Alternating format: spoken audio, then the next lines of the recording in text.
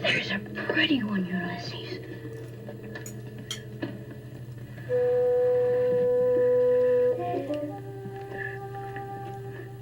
There it is.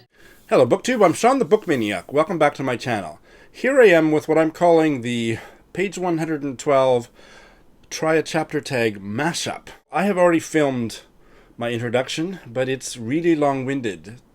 Long-winded. So I'm going to redo it and try to be more concise. Because now that I've filmed the components of this video, the purpose has shifted. So originally it was going to be, what would it be like to put the page 112 tag and the Try a Chapter tag together?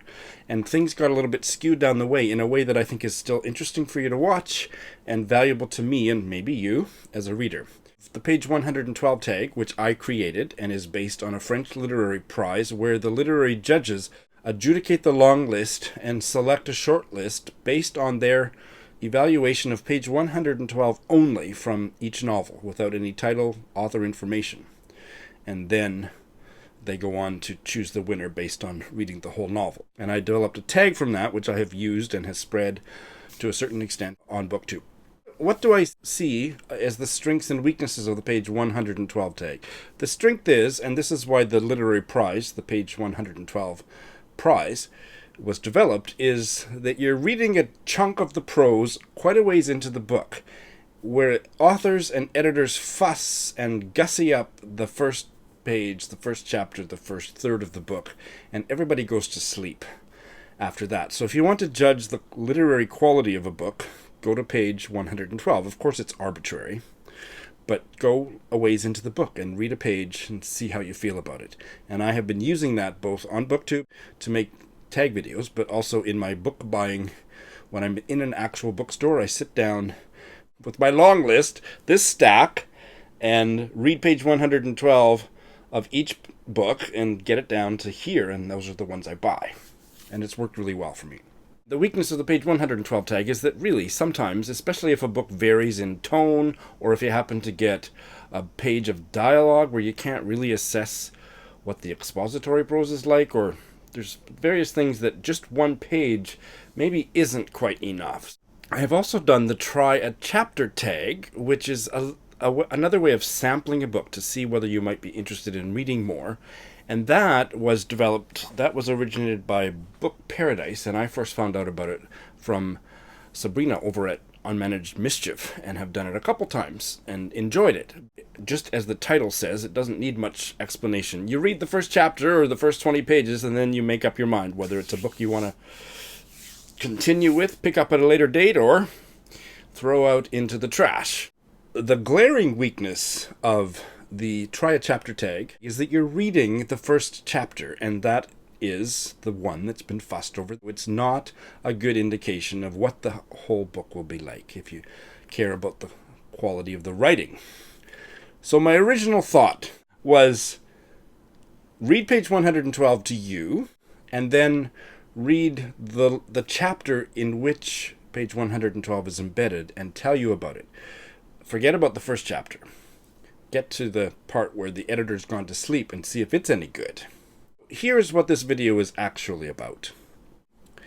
Does reading a longer section later in the book expand or contradict my reaction to the original page 112? How useful would be reading a longer section later in the book compared to just reading page 112 to assess how much I'm going to like a book, or in the case of Sean the Book Maniac, how likely am I to bail on it once I start? And so can I make page 112 more useful for myself and potentially for you? I also recognize that changing the Try a Chapter tag to reading a chapter later in the book is not going to be appealing to many of you out there because you don't want spoilers. I don't have that problem because I don't care so much about spoilers, but also I will forget everything I've read within 10 days. Like, it's just not a problem for me. When I talk about the longer section that I read later in this video, I am not going to give any spoilers. I'm going to read page 112 to you, but I'm not going to talk up in any detail about the longer section. Okay? So that is my introduction.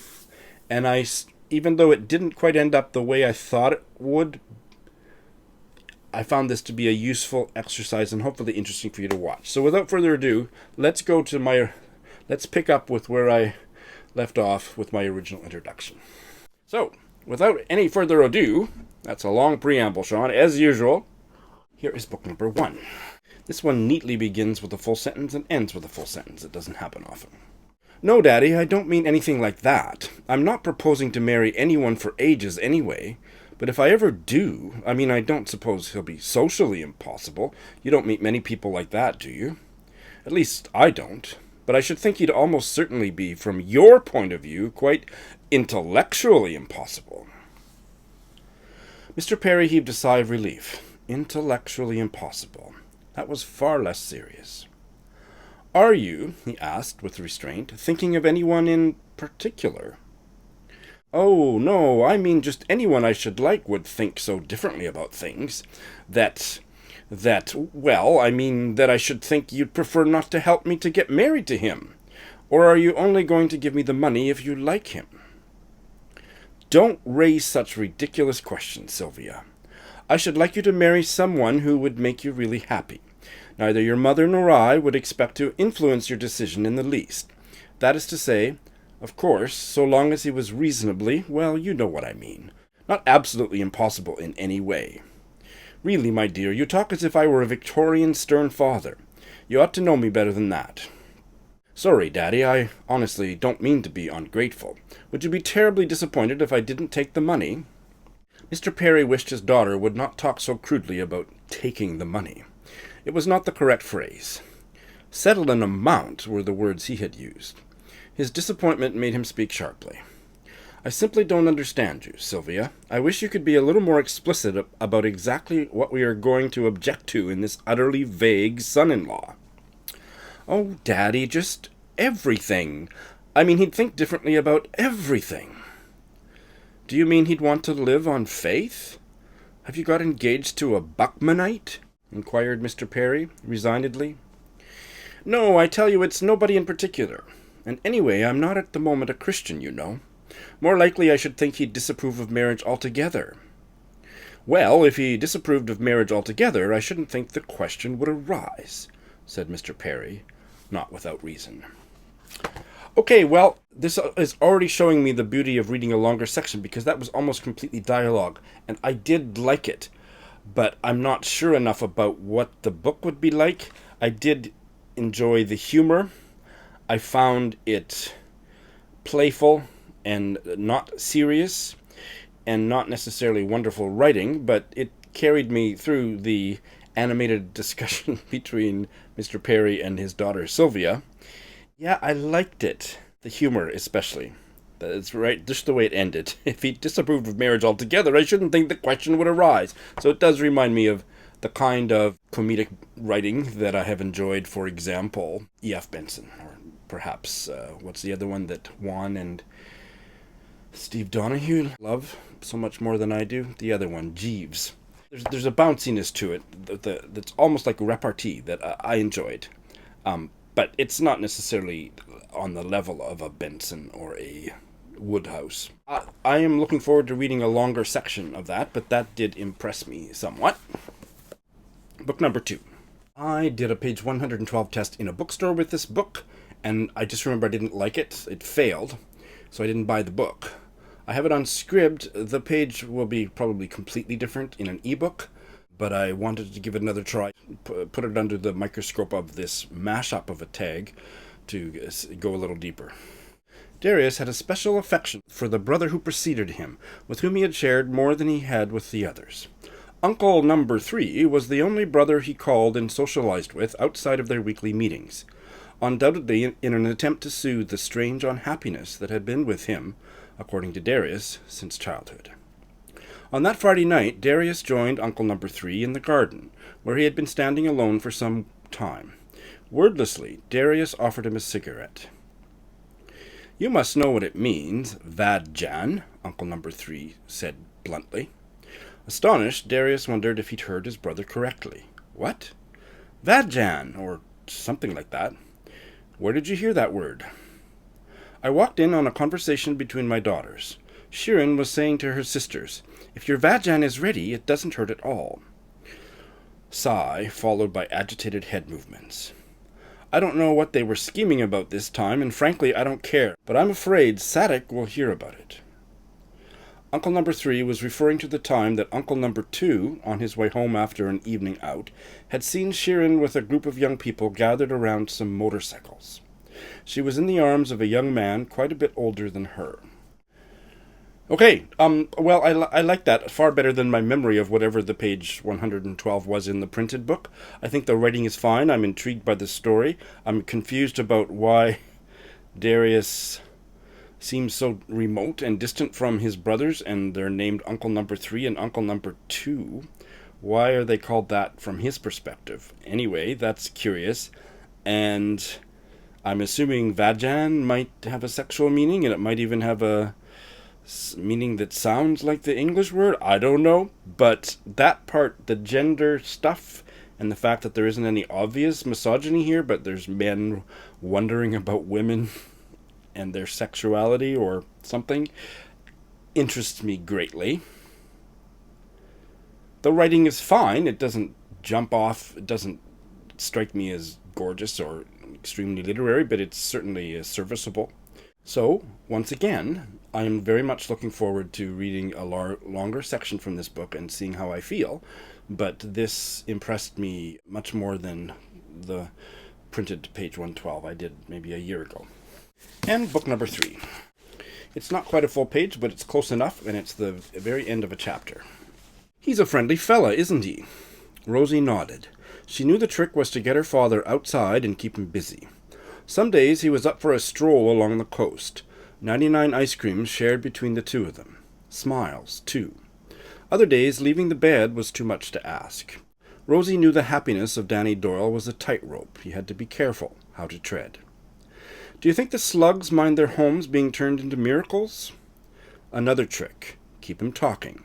Let him gaze out into the sea for too long, and he could disappear into himself. I'd say they're not too fussed, love, Danny Doyle said. He could do better. She was the only one of his children with a bit of heart. He could keep her happy, at least.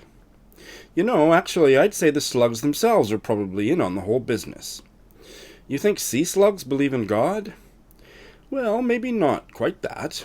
But if you think about what happens, how some slug at the bottom of the sea gets to make a home as beautiful as this, years and years it must take, and look at how detailed the yolk is. I'm no expert, mind, but you know, I suppose if you look at it one way, the fact that the one slug can produce an incredible home, isn't that a kind of miracle in itself? He wasn't sure if he had the words right. He was never one for speeches, but from the smile spreading across his daughter's face, he figured he hadn't cocked it up too badly. Yeah, Rosie said, thrilled with the knowledge that miracles might have nothing to do with God. Could just be another word for magic. Okay, I love that. That is so much better than I expected it would be, and that is hands down the best of the 3. I had trouble following who was talking during that really entertaining and enigmatic conversation about the spirituality of sea slugs, but I think that the longest quote was Danny Doyle, even though that would mean that Danny Doyle said, I'd say they're not too fussed, love, and then he also said, you know, actually, I'd say the slugs themselves are probably in on the whole business, and then she says, you think sea slugs believe in God, and then he has that long quote that was just delightful, because then it says he wasn't sure if he had the words right. I think that's him. Okay, that is just delightful. Much stronger writing. The dialogue is so crisp and lighthearted, but more than lighthearted, and just dances off the page in a way that it didn't in book number 1. I really am intrigued in a way that I have never been intrigued by this book since I bought it. And the point of this video is not other than to eliminate something. Unless I eliminate it out of hand by the end of this video or this series of videos, I'm going to try all of them. But the last one I read, book number 3, is my first pick. And then the other 2 are fairly close together and less impressive, but still impressive enough. Book number 2, I guess, would be my second pick, and book number 1 would be my third pick. But those 2 are pretty close together. And then quite a bit above those is book number 3. So in the order of my preferences, book number 3 is this gay novel from Ireland, Future Popes of Ireland by Dara Martin, published last year, 2018, yep. and I bought it. I forget who I heard it, maybe Simon Savage or somebody like that. Made a very tentative commitment to buddy read it with Marie of MH Books. And it didn't happen, and so this was one of the ones I thought, I'm not going to subject her to her first buddy read with me without doing more of a deep dive on this. But I did really enjoy page 112 from this book. And it's about a Catholic woman in Ireland who wants to have one of her grandsons, I think, to be the first Irish pope. And the only problem is he's not particularly straight. So it's written quite comedically, I believe. My second pick is a novel, I believe it's Iranian, called Disoriental, and it's a bit of a BookTube darling, and I was reminded of it when, just yesterday, I'm filming this on August 29th, Jacqueline of 6 Minutes for Me included it in a Women in Translation Month wrap-up, and she talked about it so glowingly, and I remember that other booktubers have loved it, but I really was put off by the page 112 that I read, so I wanted to put it in this. Disoriental is by Negar Javadi, and translated by Tina Cover, published, I believe, in French in 2016, translated from the French. And the translated version was published by Europa in 2018. It's her debut novel, and Javadi is a French-Iranian author. The main character flees Iran at the age of 10, going into exile in Paris, and one of her uncles is gay, and that's a huge, or certainly fairly major part of the plot, just from quickly scanning the Wikipedia page. So that's my second pick, and I already feel a lot better about it. I want to read the chapter or the 20 pages surrounding that page and give myself and you more of an idea. And finally, my third pick, but I am interested to try it, is one of the books from the furrowed middle-brow imprint of Dean Street Press, Begin Again by Ursula Orange. I just hauled this like a few weeks ago, and I maybe said at that time that I had tried my first furrowed middle-brow book a few weeks before that, Alice by Elizabeth Elliot, and bailed on it. I thought it was just silly, and the humor of it was not humorous enough to keep me going when the story was pretty boring. And it made me question, I'm not really a middle-brow reader in contemporary literary fiction. Why do I think I would be going back into the 30s or 40s? So this one, the dialogue did engage me, but it probably engaged me at the beginning of that other book, Alice. So I want to read 20 pages from this and get more of an idea. So those are the three. Stay tuned for my wrap-ups, which should be very brief. And we'll take it to the next step.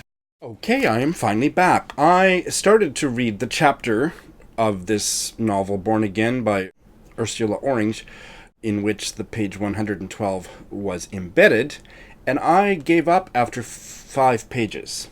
Why? Because I really liked those 5 pages, and I thought, you know what? I'm going to significantly change my approach to this project, to try a chapter later in the book, but only read as much as I need to make my decision. So based on the page 112, which captured my interest, but it was so dialogue heavy that I couldn't really be sure, and then the first 5 pages, so that was page 112, and then that chapter, I believe it was chapter 7, started from page 100, and I read to page 105, and I thought, okay, I have enough. I don't want to find out any more about the story, but I have enough to amplify my reaction to page 112. The characters are very interesting. The topicality, this is a 1936 novel, and the character that we met on that page, Sylvia, and her younger daughter Henrietta, are both really, they're of an age where they are reading the sex manuals of their era, and there were some, and they're reading about contraception and talking about it with their parents. So that makes it interesting for me sociologically. But the characters, there's more dinner scenes here where there's just a really interesting blend of humor, and I'm getting a picture of the characters, the mother and the father. There seems like there's going to be a well-roundedness, so I'm good to go. I don't need to read any more. I will try this, and I may actually try this for the readathon that Mel of Mel's Bookland Adventure has just announced, Gone with the Book. because this fits in to pre-1950s fiction. It's not just a pretty cover. So yeah, I think that I'm shifting how I will approach this from now on, including the next two books. I'm not going to read a chapter or 20 pages unless I need to get more of a sense of the book. And just read enough, because I know that a lot of people aren't going to like my idea of reading a chapter later in the book because of spoilers. I don't feel I got any spoilers here, but people that are worried about that just wouldn't adopt this approach. But it did help me to read 5 more pages, plus the 112, to know, okay, there's enough things going on here that I really like already that I will definitely try it. And probably not bail.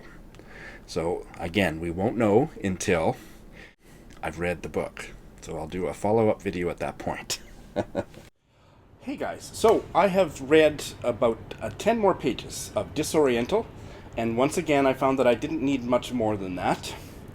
Didn't need to read the entire chapters. I started at the beginning of the chapter that had the page 112, but I didn't get all the way up to that. And again, without giving you guys any spoilers, it was about a young couple in Iran at around the time of the Shah's coronation. He'd been king for a long time, but then he staged his own very over-the-top, lavish coronation for himself, and at the same year that Indira Gandhi came to power. So I believe we're talking maybe 1960s. And so it situated this couple and the beginning of their marriage within a social political context in a way that was really interesting to me. I didn't change my mind about the writing. It's serviceable and nothing more than that, but the story is quite engaging. So I will definitely be trying this. So that's good. 2 out of 2, where both I'm interested to read the book and reading a longer section a ways into the book merely confirms my impression from page 112. So let's see what happens with book number 3. All right, here I am again. So this is interesting. Of the 3 books, this is the one where reading a longer chapter around the same place in the book as page 112 was not the same as just reading page 112 itself. I didn't like the chapters that I read from about page 99 up to and including page 112 nearly as much as I liked page 112. 1 out of 3. There's a lot about the characters as children, and that often is boring, and it was boring here. I didn't find it amusing. I was quite bored by the shenanigans. There's some triplets and an older sister.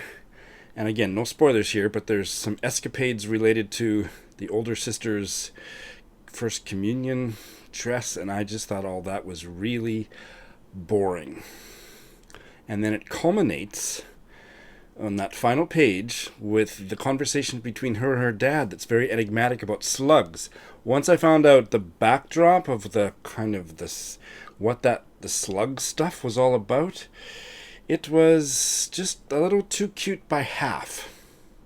So I'm still going to try the book, but I'm predicting that of the 3, this is the one that would probably be a bail, or that I wouldn't like as much as the other 2. The fact that the other 2 books, my reading of a longer section bore out my page 112 ranking, and this one didn't. I'm not going to speculate. I'm going to think about that, and I'll give you my updated ranking in my conclusion, okay? So stay tuned for that. All right, let's wrap up, shall we? So I have inverted the order of the books the way that I ranked them on page 112 only. Number 1 is now Begin Again by Ursula Orange. Number 2 is still Disoriental. And my first pick before is now my third pick, Future Popes of Ireland by Dara Martin. I think I've explained why. I don't need to repeat myself. But just some final thoughts. What have I learned? I can tentatively say that the page 112 tag is at least 66% reliable in terms of assessing how much I might like a book. That's very tentative. I will do a follow-up video once I've read these books and or bailed on them. But in 2 of the 3 cases, once I read a longer section later in the book, it confirmed my interest or increased my interest. Only in 1 case, and that was the one that's now gone from 1st to 3rd place. Future Popes of Ireland did it diminish my interest. I think that I can say at this point that the page 112 technique for figuring out whether a book might be for you, you don't have to do a tag video on BookTube. You can just do it in the bookstore like I do, or in the library, or on perusing your own shelves.